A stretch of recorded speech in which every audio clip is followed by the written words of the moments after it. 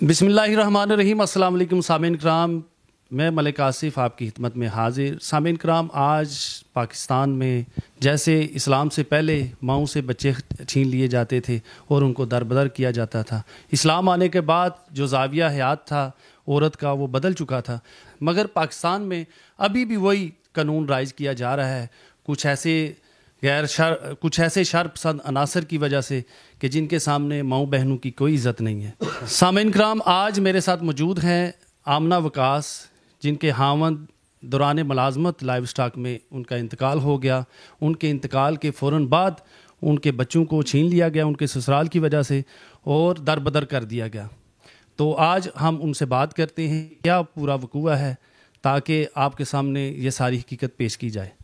अच्छा आमना, मुझे ये बताएं क्या वकूआ है सारा। मेरी ना शादी विकास अली दे नाल होई सी। मेरे ਉਹਦੇ ਚ 3 ਬੱਚੇ ਸਨ ਤੇ ਮੇਰੇ ਸਹੁਰੇ ਦੀ ਵਜ੍ਹਾ ਤੋਂ ਸਾਡੇ ਵਿੱਚ ਵੀ ਅਣਬਣ ਰਹਿੰਦੀ ਸੀ, ਲੜਾਈ ਝਗੜਾ ਹੁੰਦਾ ਸੀ। ਮੈਂ 1-2 ਦਫਾ ਲੜ ਝਗੜ ਕੇ ਪੇਕੇ ਵੀ ਗਈ ਹਾਂ, ਫਿਰ ਸੁਲ੍ਹਾ ਕਰਕੇ ਮੈਨੂੰ ਲੈ ਆਂਦੇ ਰਹੇ ਨੇ। ਫਿਰ ਮੇਰੇ ਸਹੁਰੇ ਨੇ ਬਹੁਤਾ ਤਸ਼ੱਦਦ ਸ਼ੁਰੂ ਕਰ ਦਿੱਤਾ ਤੇ ਵੀ ਉਹ ਲੜਾਈ ਝਗੜਾ ਹੁੰਦਾ ਰਿਹਾ, ਆਂਦੇ ਜਾਂਦੇ ਰਹੇ। ਮੇਰੇ ਮੀਆਂ ਉਸੇ ਦੌਰਾਨ ਫੌਤ ਹੋ ਜਾਂਦੇ ਨੇ। ਮੇਰੇ ਉਹਦੇ 'ਚ 3 ਬੱਚੇ ਨੇ ਤੇ ਮੇਰੇ ਬੱਚੇ ਮੇਰੇ ਕੋਲ ਖੋਲ੍ਹੇ ਨੇ ਤੇ ਮੈਨੂੰ ਮੇਰੇ ਬੱਚੇ ਨਹੀਂ ਦੇ ਰਹੇ। ਮੈਂ ਹਰ ਮਹਿਕਮੇ 'ਚ ਜਾਂਦੀ ਹਾਂ, ਹਰ ਅਦਾਲਤ ਦਾ ਦਰਵਾਜ਼ਾ ਖੜਕਾਉਂਦੀ ਹਾਂ, पर मेरी कोई सुनवाई नहीं हो रही, कोई मेरा भी नहीं, मैनू इंसाफ मिल रहा। तो मैं अच्छा जी, केस की जो सूरत हाल है, अब मैं आपसे थोड़ा सा डिटेल में बात करना चाहता हूँ। केस की सूरत हाल ये है कि 2008 में इनकी शादी होती है वकास अली के साथ, ठीक है। उनमें से 3 बच्चे जन्म लेते हैं और कुछ अरसे बाद 2020 में अच्छा ससुरालियों की तरफ से बेजा तशद्दद के बायस इनकी दिन ब दिन ज़िंदगी जो है वो जीरन बनती रही। फिर इनकी जो सतीली वालदा थी, उनके कहने पे इन्होंने खुला का केस दायर किया, जिसकी डिग्री जो थी वो जून के महीने में 2020 में वो केस डिग्री हो गया। उसके फ़ौरन बाद यानी 10-11 दिन बाद जून 2020 में इनकी डिग्री हो गई खुला के हवाले से। फिर 10-11 दिन बाद इनकी दोबारा सुलह हो गई और ये अपने घर में दोबारा वापस चली गई।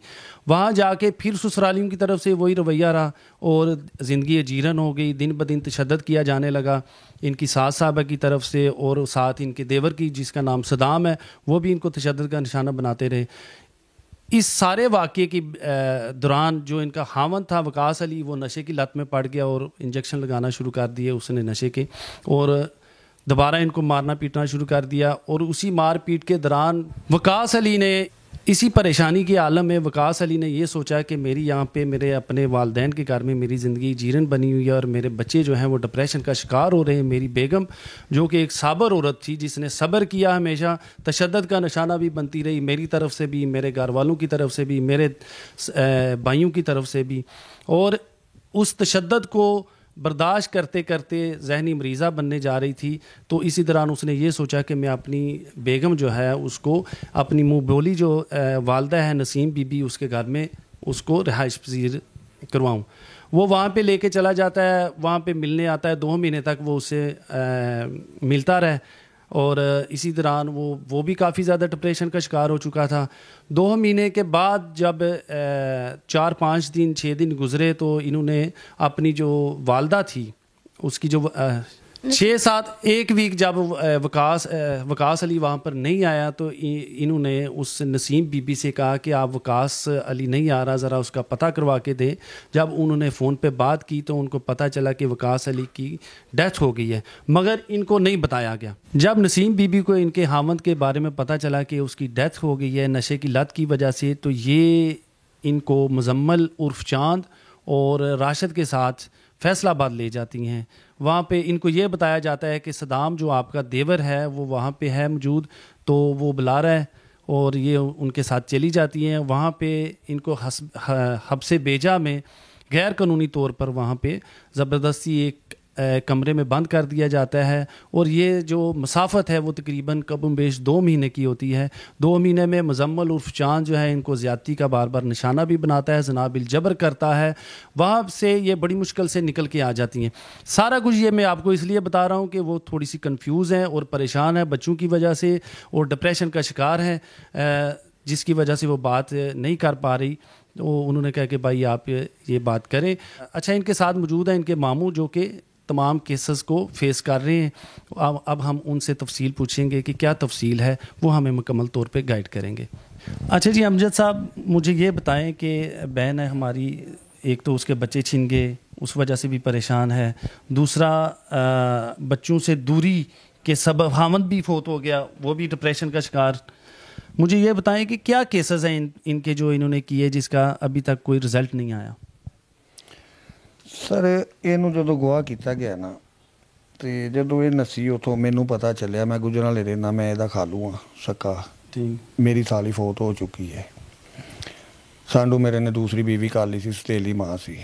ਜਦੋਂ ਮੈਨੂੰ ਇਹ ਪਤਾ ਲੱਗਿਆ ਕਿ ਇਹਦੇ ਨਾਲ ਇਹ ਜ਼ੁਲਮ ਹੋ ਰਿਹਾ ਹੈ, ਮੈਂ ਫਿਰ ਇਹਦੇ ਪਿੱਛੇ ਗਿਆ, ਮੈਨੂੰ ਆਪਣੇ ਕੋਲ ਗੁਜਰਾਂਵਾਲੇ ਲੈ ਆਇਆ। ठीक, ਉਸ ਤੋਂ ਬਾਅਦ ਮੈਂ ਇਹਦੇ ਕੋਲੋਂ ਸਾਰਾ ਵਕੂਆ ਸੁਣਿਆ, ਇਹਨੇ ਮੈਨੂੰ ਦੱਸਿਆ, ਮੇਰਾ ਅੰਦਰ ਦਿਲ ਵੀ ਰੋਇਆ, ਮੈਨੂੰ ਖੂਨ ਵੀ ਮੇਰਾ ਉਬਲਿਆ ਕਿ ਮੈਂ ਕੁਛ ਮੈਂ ਕਰ ਸਕਾਂ, ਮੈਂ ਇਹਨਾਂ ਨੂੰ ਜ਼ਾਲਮਾਂ ਨੂੰ ਮਾਰ ਦਿਆਂ। ठीक है, ठीक है, ਮੈਂ ਉਸ ਤੋਂ ਬਾਅਦ ਨਾ ਜਾ ਕੇ ਹਾਈ ਕੋਰਟ ਰਿਟ ਕੀਤੀ ਇਹਦੇ ਬੱਚਿਆਂ ਵਾਸਤੇ। ठीक है, ਹਾਈ ਕੋਰਟ ਜਦੋਂ ਅਸੀਂ ਰਿਟ ਕੀਤੀ, ਬੱਚੇ ਉੱਥੇ ਆਏ ਨੇ, ਜੱਜ ਸਾਹਿਬ ਬੱਚੇ ਦੇਣ ਲੱਗੇ ਨੇ ਸਾਨੂੰ, ਕਿ ਐਂਡ ਤੇ ਆ ਕੇ ਇਹਦੀ ਸੱਸ ਨੇ ਗਾਰਡੀਅਨ ਦਾ ਪੇਪਰ ਦੇ ਦਿੱਤਾ ਜੀ, ਦਾਦੀ ਗਾਰਡੀਅਨ ਬਣ ਗਈ ਹੈ। ਜੱਜ ਸਾਹਿਬ ਕਹਿਣ ਲੱਗੇ ਕਿ ਜਦ ਮਾਂ ਜ਼ਿੰਦਾ ਹੈ ਤੇ ਦਾਦੀ ਗਾਰਡੀਅਨ ਕੈਸੇ ਬਣ ਗਈ ਹੈ। ठीक है, ਉਹ ਜੱਜ ਸਾਹਿਬ ਨੇ ਕਿਹਾ ਜੀ ਤੁਸੀਂ, ਤੁਹਾਨੂੰ ਨਹੀਂ ਪਤਾ ਇਹ ਦਾਦੀ ਗਾਰਡੀਅਨ ਬਣ ਗਿਆ ਸੀਗਾ, ਸਾਨੂੰ ਕੋਈ ਇਲਮ ਨਹੀਂ।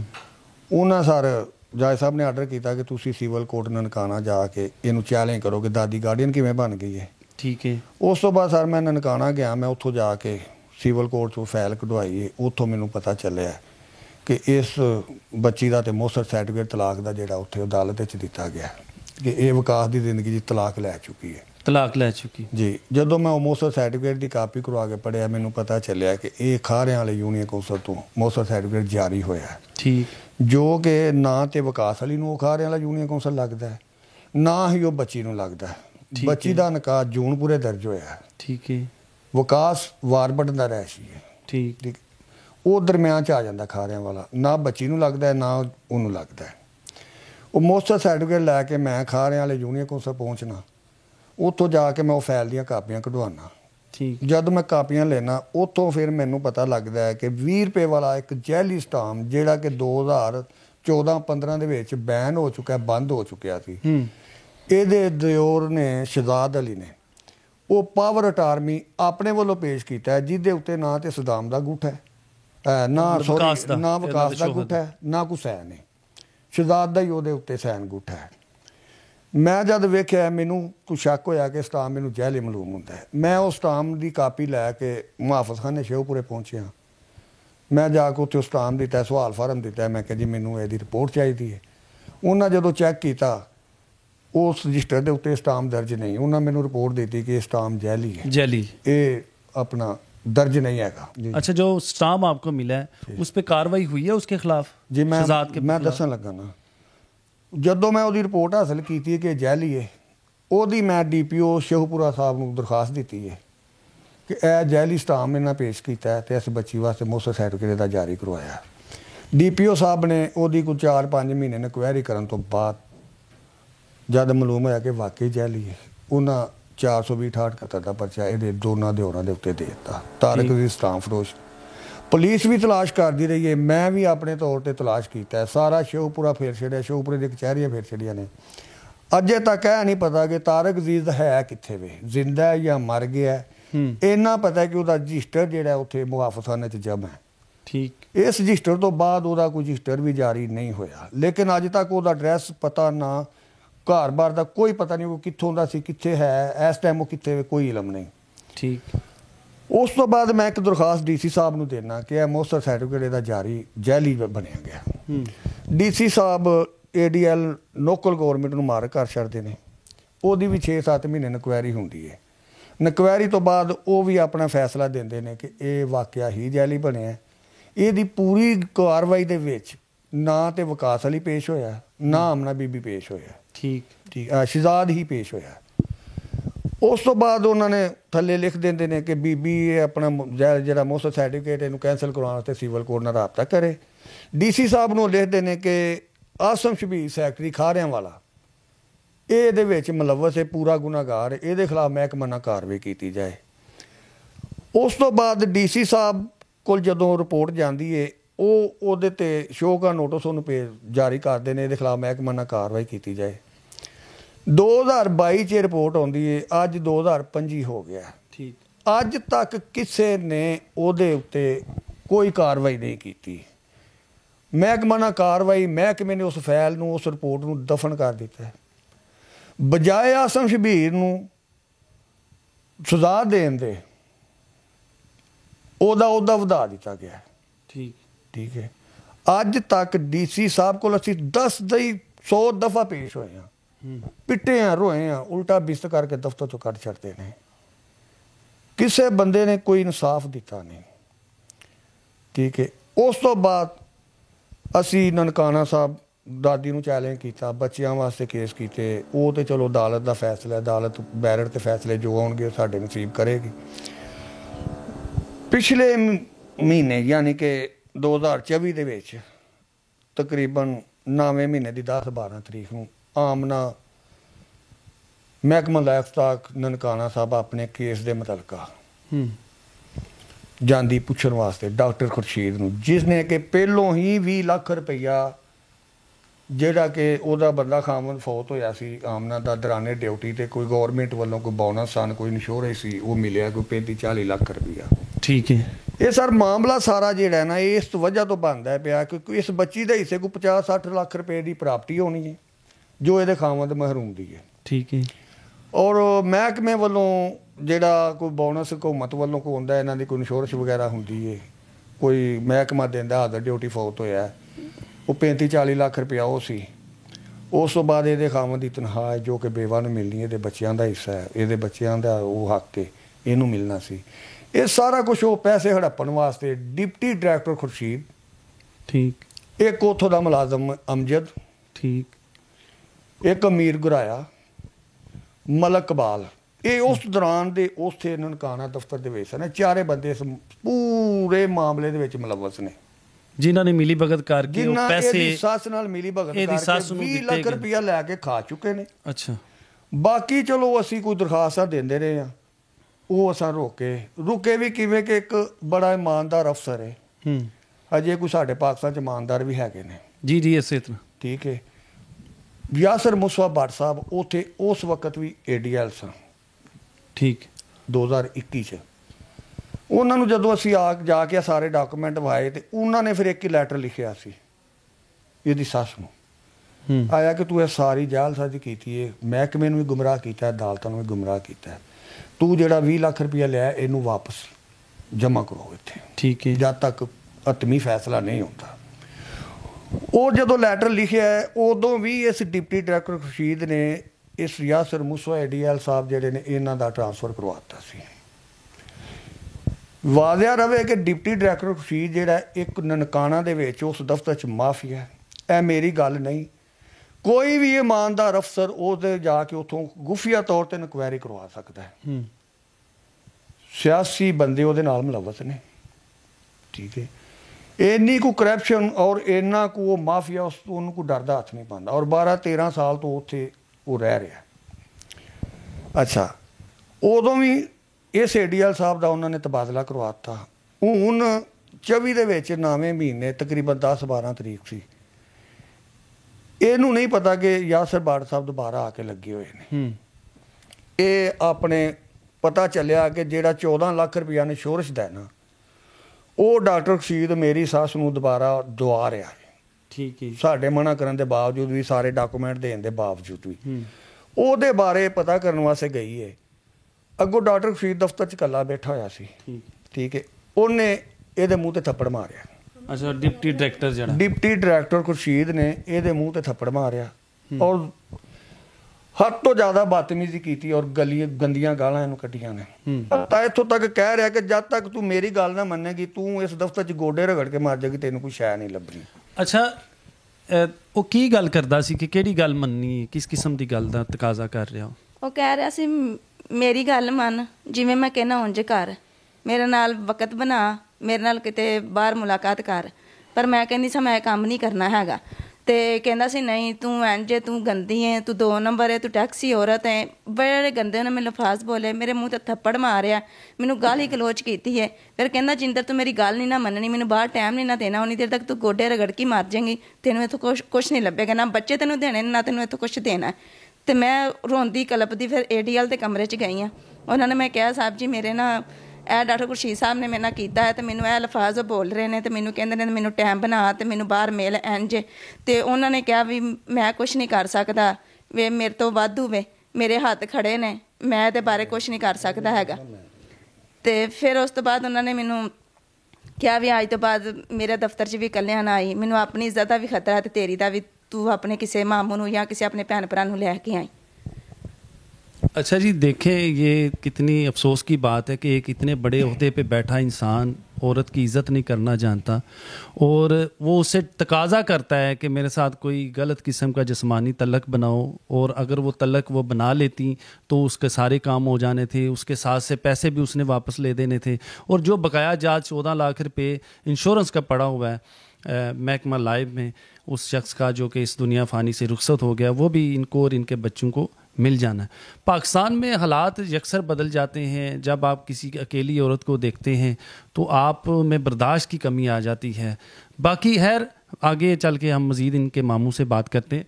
अच्छा जी, जब इन्होंने आपको बताया कि ये इस तरह की वो डिमांड्स कर रहा है, एडिशनल जो डिप्टी डायरेक्टर है खुर्शीद, डॉक्टर खुर्शीद जिसका नाम बता रही हैं, उसके बाद आपने क्या लाहे अमल अपनाया? सर इन्हें जो मैंने फ़ोन किया ना कि डॉक्टर खुर्शीद ने मैंने थप्पड़ मारिया और मैनू गल्लां कह रहा है, तो मैं इन्हू फोन पर गया, मैं क्या पता करके ADL साहब बैठे ने, इन्हें पता किया ने कि ADL साहब बैठे ने। मैं क्या उन्होंने कोल पेश हो जा। उस वक्त कली सी मैं और इनू की कह सकता था, उत्थे मैं उजड़ा बैठा था। ADL साहब बैठे सी अपनी सीट ते, उन्होंने कोल पेश होई है।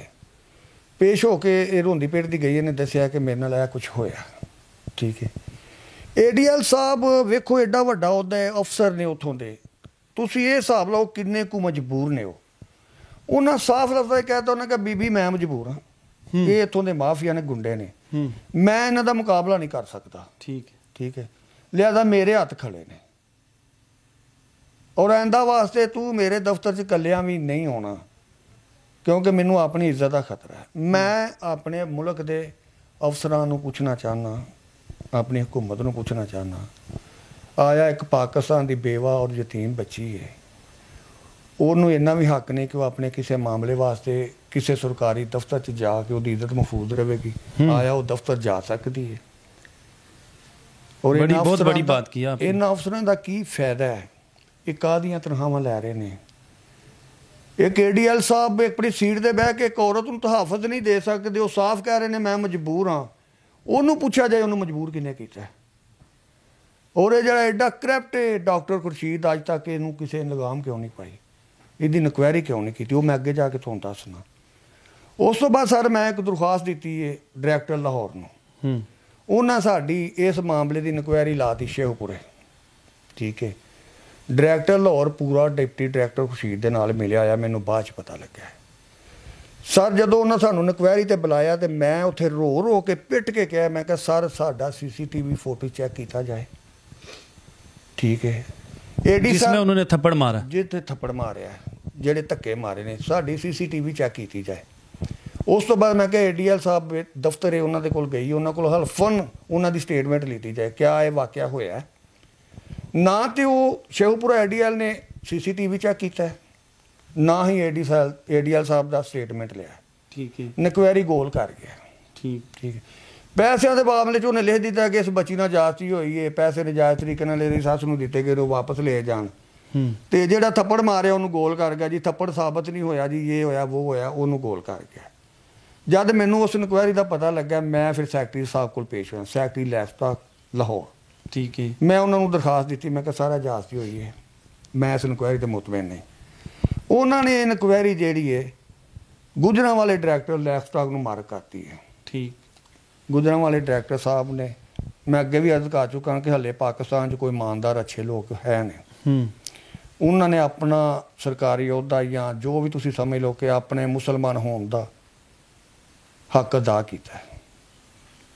ਉਹਨਾਂ ਨੇ ਆਪਣੀ ਪੂਰੀ ਇਮਾਨਦਾਰੀ ਨਾਲ ਇਸ ਇਨਕੁਆਇਰੀ ਨੂੰ ਅੰਜਾਮ ਦਿੱਤਾ ਹੈ, ਇਨਕੁਆਇਰੀ ਕੀਤੀ ਹੈ। ਮੈਂ ਉਹਨਾਂ ਦਾ ਸ਼ੁਕਰੀਆ ਵੀ ਅਦਾ ਕਰਨਾ ਚਾਹੁੰਦਾ। ਉਹਨਾਂ ਆਪਣਾ ਹੱਕ ਅਦਾ ਕੀਤਾ, ਅੱਗੋਂ ਇਸ ਬੱਚੀ ਦੇ ਨਸੀਬ। ਮੈਂ ਉਹਨਾਂ ਦਾ ਤੁਹਾਡੇ ਜ਼ਰੀਏ ਸ਼ੁਕਰੀਆ ਅਦਾ ਕਰਨਾ ਚਾਹੁੰਦਾ। ਉਹਨਾਂ ਨੇ ਪੂਰੀ ਇਮਾਨਦਾਰੀ ਨਾਲ ਇੱਕ ਸਫਾ ਫੋਲ ਕੇ ਇਸ ਇਨਕੁਆਇਰੀ 'ਤੇ ਤੱਕ ਪਹੁੰਚੇ ਨੇ। ਉਹਨਾਂ ਆਪਣੀ ਰਾਏ ਸੈਕਟਰੀ ਸਾਹਿਬ ਨੂੰ ਦਿੱਤੀ ਹੈ ਕਿ ਇਹ ਡਾਕਟਰ ਖੁਰਸ਼ੀਦ ਵਾਕਈ ਕਰੈਪਟ ਹੈ ਔਰ ਇਹਨੇ ਇਸ ਬੱਚੇ ਦੇ ਮੂੰਹ ਤੇ ਥੱਪੜ ਮਾਰਿਆ। ADL ਸਾਹਿਬ ਦੀ ਸਟੇਟਮੈਂਟ ਲੱਗੀ, ਉਹ ਤੋਂ ਹੋਰ ਮੁਲਾਜ਼ਮਾਂ ਦੀ ਸਟੇਟਮੈਂਟ ਦਿੱਤੀ ਹੈ ਕਿ ਜ਼ੁਲਮ ਹੋਇਆ ਲੱਗਾ।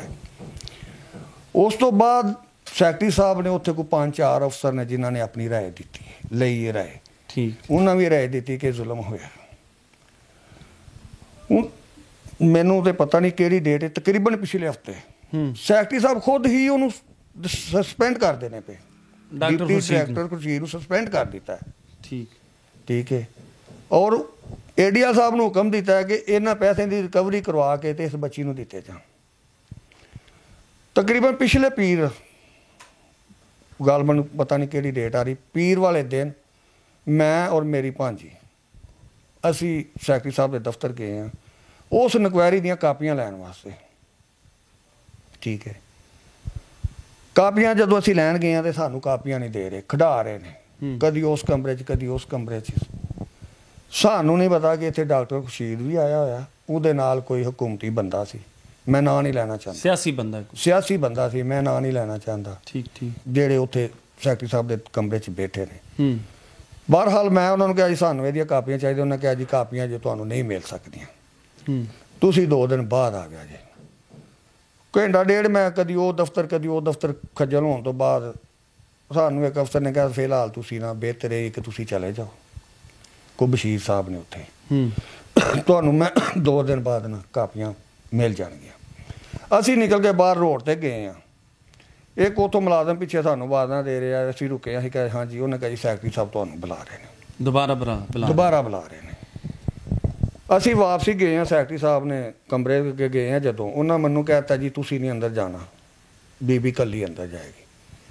ਜਦੋਂ ਬੀਬੀ ਅੰਦਰ ਗਈ ਹੈ ਇਹਨੂੰ ਉਹਨਾਂ ਸਾਹਮਣੇ ਬਿਠਾ ਲਿਆ, ਉਹ ਜਿਹੜਾ ਸਿਆਸੀ ਬੰਦਾ ਸੀ ਉਹ ਵੀ ਸਾਹਮਣੇ ਬੈਠਾ ਹੋਇਆ। ਅੰਦਰ ਬੱਚੀ ਨੂੰ ਥ੍ਰੈਡ ਕੀਤਾ ਜਾ ਰਿਹਾ ਕਿ ਤੂੰ ਤਲਾਕ ਲੈ ਲਈਏ, ਤੂੰ ਫਲਾਣਾ ਕੰਮ ਕੀਤਾ, ਤੂੰ ਇੰਝ ਕੀਤਾ, ਤੈਨੂੰ ਕੋਈ ਥੱਪੜ ਨਹੀਂ ਮਾਰਿਆ, ਤੇਰੇ ਨਾਲ ਇਹ ਹੋਇਆ ਉਹ ਹੋਇਆ। ਬਹਰਹਾਲ ਇਹ ਉਹਨਾਂ ਦੇ ਸਵਾਲ ਜਵਾਬਾਂ ਦੇ ਜਵਾਬ ਦਿੰਦੀ ਰਹੀ ਔਰ ਨਾਲ ਇਹ ਕਹਿੰਦੀ ਰਹੀ ਹੈ ਕਿ ਮੇਰੇ ਬੱਚੇ ਛਿੰਨ ਖੋਕਤੇ ਨੇ, ਮੈਨੂੰ ਉਹਨਾਂ ਬੜਾ ਮਾਰਿਆ, ਮੇਰਾ ਜਿਹੜਾ ਜ਼ੇਨ ਹੈ ਨਾ ਠੀਕ ਨਹੀਂ, ਮੈਂ ਇੰਨਾ ਨਹੀਂ ਜਾਣਦੀ, ਮੈਂ ਜ਼ੇਨੀ ਮਰੀਜ਼ ਹਾਂ, ਤੁਸੀਂ ਬਾਹਰੋਂ ਮੇਰੇ ਮਾਮੂ ਨੂੰ ਬੁਲਾ ਦਿਓ, ਉਹ ਹੀ ਮੇਰੇ ਕੇਸ ਕਰਦੇ ਨੇ ਪਏ, ਉਹ ਤੁਹਾਨੂੰ ਇਹਨਾਂ ਕੇਸਾਂ ਦੇ ਬਾਰੇ ਬਿਹਤਰ ਦੱਸਣਗੇ। ਅੱਗੋਂ ਸੈਕਟਰੀ ਸਾਹਿਬ ਬਾਰ-ਬਾਰ ਇਹ ਗੱਲ ਕਰੀ ਜਾ ਰਹੇ ਨੇ, ਇੰਨੀ ਦੇਰ ਹੋ ਗਿਆ ਤੈਨੂੰ ਮਾਰਿਆ, ਅਜੇ ਤੱਕ ਤੇਰਾ ਦਿਮਾਗ ਨਹੀਂ ਠੀਕ ਹੋਇਆ। ਆਇਆ ਸੈਕਟਰੀ ਸਾਹਿਬ ਕਿਸ ਸੀਟ ਤੇ ਬੈਠੇ ਨੇ ਔਰ ਸਵਾਲ ਜਵਾਬ ਇੱਕ ਬੇਵਾ ਔਰ ਇੱਕ ਬੇਸਹਾਰਾ ਨਾਲ ਕਿਸ ਕਿਸਮ ਦੇ ਸਵਾਲ ਜਵਾਬ ਕਰਦੇ ਨੇ। ਕੋਈ ਤੈਨੂੰ ਇੰਨੀ ਦੇਰ ਦਾ ਮਾਰਿਆ, ਤੇਰਾ ਅਜੇ ਤੱਕ ਦਿਮਾਗ ਨਹੀਂ ਠੀਕ ਹੋਇਆ। ਬਹਰਹਾਲ ਇਹਨੇ ਇੱਕੋ ਗੱਲ ਤੇ ਇਸਰਾਰ ਕੀਤਾ ਕਿ ਤੁਸੀਂ ਮੇਰੇ ਮਾਮੂ ਨੂੰ ਬੁਲਾ ਦਿਓ। ਮਜਬੂਰ ਹੋ ਕੇ ਸੈਕਟਰੀ ਸਾਹਿਬ ਨੇ ਮੈਨੂੰ ਬੁਲਾਇਆ। ਠੀਕ ਹੈ। ਜਦੋਂ ਮੈਂ ਅੰਦਰ ਗਿਆ, ਅੰਦਰ ਜਾ ਕੇ ਮੇਰੇ ਨਾਲ ਵੀ ਉਹੀ ਰਵੱਈਆ ਸੈਕਟਰੀ ਸਾਹਿਬ ਦਾ। ਬਹਰਹਾਲ ਮੈਂ ਫਿਰ ਉਹਨਾਂ ਨੂੰ ਹਰ ਡਾਕੂਮੈਂਟ ਦਿੱਤਾ, ਹਰ ਗੱਲ ਉਹਨਾਂ ਨਾਲ ਕੀਤੀ ਹੈ। ਮੈਂ ਕਿਹਾ ਜੀ ਇਹ ਚੈੱਕ ਕਰ ਲਓ, ਇਹ ਚੈੱਕ ਕਰ ਲਓ, ਇਹ ਚੈੱਕ ਕਰ ਲਓ। ਮੈਂ ਕਿਹਾ ਜੀ ਅਸੀਂ ਜ਼ਬਾਨ ਨਾਲ ਕੁਛ ਨਹੀਂ ਬੋਲਦੇ, ਇਹ ਡਾਕੂਮੈਂਟ ਨੇ। ਅਜੇ ਪਾਕਿਸਤਾਨ 'ਚ ਕੁਛ ਐਸੇ, ਮੈਂ ਬਾਰ-ਬਾਰ ਇਹ ਗੱਲ ਕਹਿ ਰਿਹਾ, ਕੋਈ ਇਮਾਨਦਾਰ ਹੈ ਨਹੀਂ। ਕੁਛ ਅਫਸਰ ਐਸੇ ਆਏ ਇਸ ਕੇਸ ਦੇ ਵਿੱਚ, 4 ਸਾਲ ਦਾ ਅਰਸਾ ਗੁਜ਼ਰ ਗਿਆ ਕਿ ਜਿਨ੍ਹਾਂ ਨੇ ਇਸ ਬੱਚੀ ਦੇ ਹੱਕ 'ਚ ਫੈਸਲੇ ਦੇ ਤੇ ਉਹ ਇਸ ਬੱਚੀ ਵਾਸਤੇ ਸਬੂਤ ਬਣ ਗਏ, ਡਾਕੂਮੈਂਟਰੀ ਸਬੂਤ ਬਣ ਗਏ। ਅੱਲਾ ਉਹਨਾਂ ਜਿਨ੍ਹਾਂ ਅਫਸਰਾਂ ਇਹਦੇ ਬੱਚੀ ਨਾਲ ਇਨਸਾਫ ਕੀਤਾ, ਹੱਕ ਫੈਸਲੇ ਕੀਤੇ ਨੇ, ਅੱਲਾ ਉਹਨਾਂ ਨੂੰ ਇੱਜ਼ਤ ਦੇਵੇ। ਠੀਕ ਹੈ। ਇਹ ਮਾਮਲਾ ਇਹਦਾ ਚੱਲਦਾ ਪਿਆ। ਹੁਣ ਦੁਬਾਰਾ ਡਿਪਟੀ ਡਾਇਰੈਕਟਰ ਜੋ ਕਿ सस्पेंड हो चुका है, अपने दफ्तर गया बदमाशी करता है। मैं सेक्रेटरी साहब को पूछना। अच्छा नाज़रीन, डिप्टी डायरेक्टर के बारे में बताता चलूँ, इनका सस्पेंड लेटर भी हमारे पास मौजूद है जो कि सेक्रेटरी पंजाब ने इनको सस्पेंड किया था रहेंगे। और जितने भी केसेस हैं ना, जो ये केसेस कह रहे हैं जिसमें जो मोहतरमा पे इल्ज़ामात भी लगे हैं, ठीक है, मुजम्मल की तरफ से लगा है या शहजाद की तरफ से लगा है, और जितने केसेस हैं जो डिग्री हो गए, जो इनके हक में फ़ैसले हो गए, वो टोटल डॉक्यूमेंट्स इनके पास मौजूद हैं। दोबारा दफ्तर सस्पेंड होने के बावजूद अपने दफ्तर जाके सीट पर बह के काम करता है, दफ्तर च जाके शोर शराबा करता है, अपनी आकड़ वहा रहा कि मैनू इन्हें सस्पेंड किया, मैं आ गया, उत्थे बड़का मारदा पिया। मैं सर तुहानू CCTV फोटोज भी दिते ने, उत्थों के अपनी गड्डी ते गया और की करता पिया। ठीक है। मैं सैकटरी साहब नूं पुछना चाहना कि आया तुसीं इहनूं दोबारा बहाल कर दिता? अगर तुसीं बहाल कीता तो किस कानून की तहत बहाल किया? खुद तुसीं उहनूं सस्पेंड करदे पे हो। 2 दिन बाद तुसीं उहनूं जां ते तुसीं इजाजत दित्ती है तो दोबारा जाके सीट ते बैठा है। ਅਗਰ ਉਹ ਤੁਸੀਂ ਇਜਾਜ਼ਤ ਨਹੀਂ ਦਿੱਤੀ, ਤੁਸੀਂ ਉਹਨੂੰ ਬਹਾਲ ਨਹੀਂ ਕੀਤਾ, ਔਰ ਉਹ ਕਿਸ ਕਾਨੂੰਨ ਦੀ ਤਹਿਤ ਤੇ ਕਿਸ ਅਥਾਰਟੀ ਦੇ ਤਹਿਤ ਤੇ ਉਹ ਜਾ ਕੇ ਦੁਬਾਰਾ ਉਸ ਦਫ਼ਤਰ 'ਚ ਬੈਠਾ ਹੈ, ਉਹਦੇ ਨਾਲ ਇੱਕ ਮੌਲਵੀ ਮੁਨੱਵਰ ਹੈ, ਉਹ ਪਹਿਲੇ ਸਕੇਲ ਦਾ ਬੰਦਾ ਹੈ, ਉਹ ਉਸ ਦਫ਼ਤਰ 'ਚੋਂ ਨਿਕਲ ਚੁੱਕਾ ਹੈ, ਠੀਕ ਹੈ, ਉਹ ਵੀ ਉਸ ਦਫ਼ਤਰ 'ਚੋਂ ਫਾਰਗ ਹੋ ਗਿਆ। ਡਾਕਟਰ ਖੁਰਸ਼ੀਦ, ਮੌਲਵੀ ਮੁਨੱਵਰ, ਇਹ ਮਾਫੀਆ ਦੇ ਸਰਗੁਣਾ ਨੇ, ਗਰੁੱਪ ਨੇ। ਇਹ ਦੋਵੇਂ ਬੰਦੇ ਉਸ ਦਫ਼ਤਰ 'ਚੋਂ ਫਾਰਗ ਹੋਣ ਦੇ ਬਾਵਜੂਦ ਉਸ ਦਫ਼ਤਰ 'ਚ ਜਾ ਕੇ ਆਪਣਾ ਰੋਬ ਜਮਾਉਂਦੇ ਨੇ ਕਿਸ ਅਥਾਰਟੀ ਦੀ ਤਹਿਤ, ਔਰ ਫਿਰ ਦੁਬਾਰਾ ਉੱਥੇ ਲਲਕਾਰਦੇ ਨੇ ਪਏ ਕਿ ਅਸੀਂ ਦੁਬਾਰਾ ਆ ਗਏ ਹਾਂ। Yasser but Moosa Sahib the summary ਅਸੀਂ ਭੇਜਤੀ, ਇਹ 2 ਦਿਨ 'ਚ ਟਰਾਂਸਫਰ ਹੋ ਜਾਣਗੇ। ਆਇਆ ADL ਸਾਹਿਬ ਨੂੰ ਇਸ ਜੁਰਮ ਦੀ ਸਜ਼ਾ ਮਿਲਦੀ ਪਈ ਹੈ ਕਿ ਉਹ ਇਸ ਬੱਚੀ ਨੂੰ ਇਨਸਾਫ ਦਵਾ ਰਿਹਾ। ਪਾਕਿਸਤਾਨ 'ਚ ਇਹ ਕਾਨੂੰਨ ਹੈ, ਜਿਹੜਾ ਸੱਚ ਬੋਲੇਗਾ, ਜਿਹੜਾ ਕਿਸੇ ਨਾਲ ਇਨਸਾਫ ਕਰੇਗਾ, ਉਹਨੂੰ ਸਜ਼ਾ ਦਿੱਤੀ ਜਾਏਗੀ। ਆਇਆ ਤੂੰ ਇਹ ਫੈਸਲਾ ਕਿਉਂ ਕਰਨਾ ਪਿਆ, ਇਸ ਬੱਚੀ ਨੂੰ ਪੈਸੇ ਵਾਪਸ ਕਿਉਂ ਦਵਾਉਣਾ ਪਿਆ? ਮੈਂ ਤੁਹਾਨੂੰ ਲੈਟਰ ਵਿਖਾ ਚੁੱਕਾ ਵਾਂ, ਯਾਸਰ ਬੱਟ ਸਾਹਿਬ ਨੇ ਸੈਕਟਰੀ ਸਾਹਿਬ ਦੇ ਹੁਕਮ ਨਾਲ ਇਹਦੀ ਸੱਸ ਨੂੰ ਲੈਟਰ ਲਿਖ ਦਿੱਤਾ ਹੈ ਕਿ ਪੈਸੇ ਵਾਪਸ ਕਰ ਬੀਬੀ, ਠੀਕ ਹੈ। ਯਾਸਰ ਮੂਸਾ ਬੱਟ ADL ਸਾਹਿਬ ਨੂੰ ਇਸ ਜੁਰਮ ਦੀ ਸਜ਼ਾ ਮਿਲਦੀ ਪਈ ਹੈ। ਕਮ ਸੇ ਕਮ ਪੁੱਛਿਆ ਤਾਂ ਜਾਏ ਕਿ ਉਹਨੇ ਕਿਹੜਾ ਜੁਰਮ ਕੀਤਾ ਜਿਹੜਾ ਉਹਨੂੰ ਟਰਾਂਸਫਰ ਕੀਤੀ ਜਾ ਰਹੀ ਹੈ। ਉਹਨੂੰ ਟਰਾਂਸਫਰ ਕਰਕੇ ਕੋ ਉੱਥੇ ਡਿਪਟੀ ਡਾਇਰੈਕਟਰ ਖੁਰਸ਼ੀਦ ਵਰਗਾ ਬੰਦਾ ਲੱਗ ਜਾਏਗਾ। ਜਿਹੜਾ ਬਕਾਇਆ ਇਸ ਬੱਚੀ ਦਾ ਹੱਕ ਹੈ ਤੇ ਬੱਚਿਆਂ ਦਾ ਹੱਕ ਹੈ, ਉਹ ਵੀ ਹੜੱਪ ਜਾਣ। ਮੈਂ ਸਾਰੇ ਇੰਨਾ ਹੀ ਕਹਿਣਾ ਚਾਹਾਂਗਾ। ਅੱਛਾ, ਇਸ ਬੱਚੀ ਦੇ ਬਾਰੇ ਇੰਨਾ ही कहना चाहूँगा कि ਇਹਦੀ बदकिस्मती कि साढ़े मुल्क च पैदा हो गई। चलें जी, ये बातें हम करते हैं। अभी मुझे ये बताएं, आप बच्चे जो हैं 2020 से उनके पास हैं, किससे 2021 से उनके पास हैं? हाँ जी। तो आपकी उन्होंने कितनी मरतबा मुलाकात करवाई है उनसे?